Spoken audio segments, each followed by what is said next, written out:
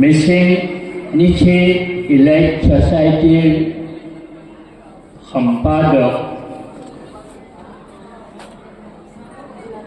তেখেতে আমাক ইয়ালৈ নিমন্ত্ৰণ কৰি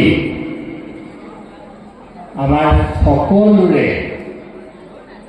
উপকাৰ সাধন কৰিলে। এই দুদিনত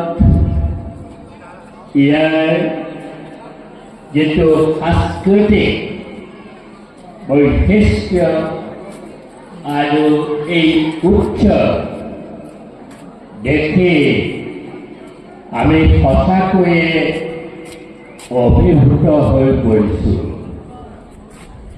2 দিনৰ কাৰ্যসূচী চাই মই অনুভৱ কৰিছোঁ যে এই উৎসৱৰ যোগেদি মৰম স্নেহ চাৰিওফালে বিয়পি পেলোৱাৰ এটা ব্যৱস্থা। আৰু মোৰ এনে লাগিছে যেন এই মৰম আৰু স্নেহ এই দুটা লাভ কৰিব পাৰি। আৰু যদিহে এনে উৎসৱৰ যোগেদি আমি মৰম চেনেহ লাভ কৰিব পাৰোঁ, আনক বিলাই দিব পাৰোঁ, তেতিয়াহ'লে এখন সমাজৰ ভাতৃত্ববোধ সম্প্ৰীতি, যাক আমি কওঁ ফ্ৰেণ্ডশ্বিপ বুলি, এই ফ্ৰেণ্ডশ্বিপ গঢ় লৈ উঠিব পাৰে। এনে ধৰণৰ সাংস্কৃতিক যি চিকিৎসাৰ এই যিটো উৎসৱ, এই উৎসৱটো মই 2 দিনৰ ভিতৰত থাকি এনেকৈ উপলব্ধি কৰিছোঁ। আৰু অতি আতিথ্য ইয়াত যিটো আমি পালোঁ, ইয়াৰ কোনো তুলনা নাই। মই ভাবোঁ নিচি লোকসকলে মানুহক সেৱা কৰি মানুহক ভগৱান বুলি ভাবে বুলি মই অনুভৱ কৰিছোঁ। ইয়াৰ ফলস্বৰূপে যদিহে মানুহক ভাল পায় আৰু এই উৎসৱে মানুহক যদি ভাল পাবলৈ শিকায়, তেতিয়াহ'লে মানুহক ভাল পোৱা মানে ভগৱানক ভাল পোৱা। আৰু ভগৱানেও তেতিয়াহে মানুহক ভাল পাব। এই উৎসৱৰ যোগেদি আপোনালোকে ভগৱানৰ আশীৰ্বাদ বিচাৰিছে বুলি মই অনুভৱ কৰিছোঁ। আৰু এই 2 দিন থাকি মই আৰু এটা অনুভৱ কৰিছোঁ যে নিচিসকলে তেওঁলোকৰ এই উৎসৱৰ যোগেদি সমাজৰ মাজত থকা যিবিলাক অপশক্তি, বিশাল অনুষ্ঠান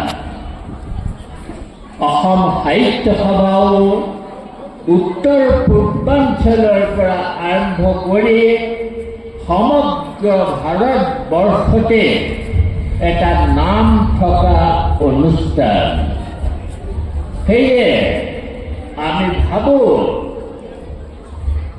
নিচি ইলাইট ছ'চাইটিৰ যিটো উদ্দেশ্য আৰু লক্ষ্য, সেই লক্ষ্য অসম সাহিত্য সৰবাৰো লক্ষ্য একেটাই। সেয়ে মই এটা কথা অনুভৱ কৰিছোঁ, অৰুণাচল, অসম সদায় ভাতৃ আৰু জ্যেষ্ঠ ভাতৃ আৰু কনিষ্ঠ ভাতৃৰূপে সদায় থাকিব। আমাৰ ৰাজনীতিয়েহে সমাজক কিছু পৰিমাণে ভাগ ভাগ কৰে। সংস্কৃতিয়ে সকলোকে এক কৰে। আমি সেইকাৰণে এটা কথাত গুৰুত্ব দিব খুজিছোঁ যে ৰজাঘৰে যি কৰে তেখেতসকলে তেনেকৈ কৰি থাকক, কিন্তু নিচি ইলাইট ছ'চাইটি আৰু অসম সাহিত্য সভা এই দুইটা অনুষ্ঠান মিলি আমি অৰুণাচল আৰু অসমৰ মাজত যিটো সাঁকো ব্ৰিজ, সাংস্কৃতিক ব্ৰিজ আমি নিশ্চয় নিৰ্মাণ কৰিব পাৰিম। এই যিটো সাংস্কৃতিক ব্ৰিজ নিৰ্মাণ কৰিবলৈ হ'লেও আমি কিন্তু এটা কথাত গুৰুত্ব দিব লাগিব, সেইটো হৈছে আমি আৰ্থিকভাৱে চহকী হ'ব লাগিব। আৰ্থিকভাৱে চহকী হ'ব পৰা ব্যৱস্থা অৰুণাচল আৰু অসমৰ মাজত আছে। গণতান্ত্ৰিক সমাজ ব্যৱস্থা প্ৰৱৰ্তনক আমি হয়তো বাধা দিব নোৱাৰিম, কিন্তু এই প্ৰৱৰ্তনটো হ'ব লাগিব আমাৰ মাজত। কাৰণ অসমৰ আজি যুৱক সম্প্ৰদায়ে অসমত কৰ্মৰ এটা পৰিস্থিতি গঢ় দি তুলিব পৰা নাই, আৰু সেই কৰ্মৰ বাবে তেওঁলোকে কি কৰে, অসমৰ পৰা বাহিৰৰ দেশলৈ গুচি যায়, তাত তেওঁলোকে হাজিৰা কাম কৰে। কিন্তু আমাৰ চুবুৰীতে থকা এই অৰুণাচললৈ এই বনুৱাসকল আমাৰ কিয় নাহে? আমি অন্য কাৰোবাৰ ওপৰত অৰুণাচলৰ যিটো অৰ্থনীতি, এই অৰ্থনীতিৰ বুনিয়াদটো কিয় দিব লাগে? এইটো হৈছে আমাৰ অসমৰ ডেকা শক্তি, ইয়ালৈ আহক, কাম কৰক, লগতে নিজৰো উপকাৰ সাধন কৰক, আৰু এই ৰাজ্যখনৰো যিটো অৰ্থনৈতিক বিকাশ, এই বিকাশ কৰিব পাৰিব বুলি মই অনুভৱ কৰোঁ। মোৰ দৃষ্টিত আজি দুদিন থাকি মোৰ এটা অনুভৱ হৈছে, অৰুণাচল এখন ফ্লাৱাৰ গাৰ্ডেন, এখন ফুলনিত যদি এজোপা ফুল থাকে, ব্লুমিং ফ্লাৱাৰ, সি আমাক আকৰ্ষণ নকৰে, কিন্তু শ শ যদি তেনেকৈ ফুল ফুলি থাকে, সেইখনক আমি স্বৰ্গৰ কানন বুলি ভাবোঁ। সেইকাৰণে অৰুণাচল সূৰ্য উঠাৰ দেশ, আৰু সেইকাৰণে অৰুণাচল এখন গাৰ্ডেন, বাগান, ফুলৰ বাৰী, আৰু এই ফুলৰ বাৰীয়ে ভাৰতবৰ্ষ তথা অসমৰ বিভিন্ন লোকক সদায় আকৰ্ষণ কৰি আছে আৰু ভৱিষ্যতেও থাকিব। তাৰপিছতে এটা ডাঙৰ ঘটনাও মই এইকেইদিনত দেখিছোঁ যে অসমত, অৰুণাচলত আৰু অসমৰ মাজত বিচিত্ৰতা আছে, কিন্তু তাৰ মাজত এটা ইউনিটিও আছে। Unity in diversity. এই বিচিত্ৰতাৰ মাজত আমাৰ সকলোৰে এক সমতা আছে। তাৰপিছতে এইখিনিতে মই এটা কথা ক'ব খোজোঁ, আমি নিচি ইলাইট ছ'চাইটি আৰু অসম সাহিত্য সভাই আমি কিছুমান উমৈহতীয়া কাম কৰিব পাৰোঁ। বিশেষকৈ নিচিসকলৰ যিসকল ছাত্ৰ ছাত্ৰীয়ে ইতিমধ্যে হিন্দী ভাষাত তেওঁলোকে সাহিত্য ৰচনা কৰিবলৈ যত্ন কৰিছে, সেইসকলৰ উদীয়মান লেখক লেখিকাৰ ৰচনা অসম সাহিত্য সভাই অসমীয়া ভাষালৈ অনুবাদ কৰি প্ৰকাশ কৰিব পাৰিব আৰু এই চেষ্টা আমি ব্ৰতী হৈ থাকিম। মই নিচি ইলাইট ছ'চাইটিৰ মাননীয় সম্পাদক ডাঙৰীয়া তেনেকুৱা এখন তালিকা প্ৰস্তুত কৰি অসম সাহিত্য সভাক যদি দিয়ে, তেতিয়াহ'লে আমি সাংস্কৃতিক আৰু সাহিত্যিক এই দুয়োটাৰ এটা সুষম সমন্বয় আমি সাধন কৰিব পাৰিম। এই যে সমন্বয় সাধন কৰিব পৰা যাব, আৰু এটা কথাৰ যোগেদি, সেইটো হৈছে আপোনালোকৰ আজি যি পূজা, এই পূজা মই ভাবোঁ স্নেহৰ পূজা, মানুহক ভাল পোৱাৰ পূজা, ভাতৃত্ববোধৰ পূজা আৰু লগতে ভগৱানৰ লগত মিলি যোৱাৰ এটা পূজা। ভগৱানৰ লগত যেতিয়া আমি মিলি যাব খুজিম, এনেকুৱা পূজাৰ যোগেদি আমাৰ মাজত কোনো ধৰণৰ ভেদাভেদ নাথাকে।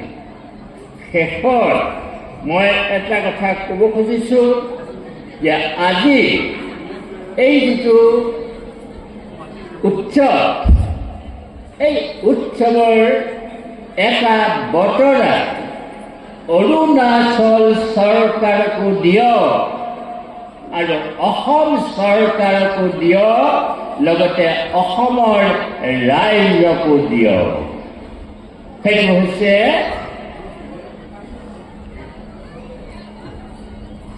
স্নেহৰ অৰুণাচল, মাই হিল so strong।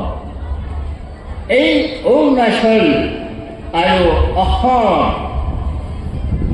দুয়োটা অঞ্চলৰ যিটো সাংস্কৃতিক বন্ধন, এই সাংস্কৃতিক বন্ধনে আমাৰ মাজত থকা যিটো সীমাৰ সম্পৰ্কত হৈ থকা যিটো বিবাদ ছাই হয়তো হৈ আছে, এই বিবাদ নিশ্চয় এৰা ধৰাৰ মাজেদি সময়ত নিষ্পত্তি হ'ব।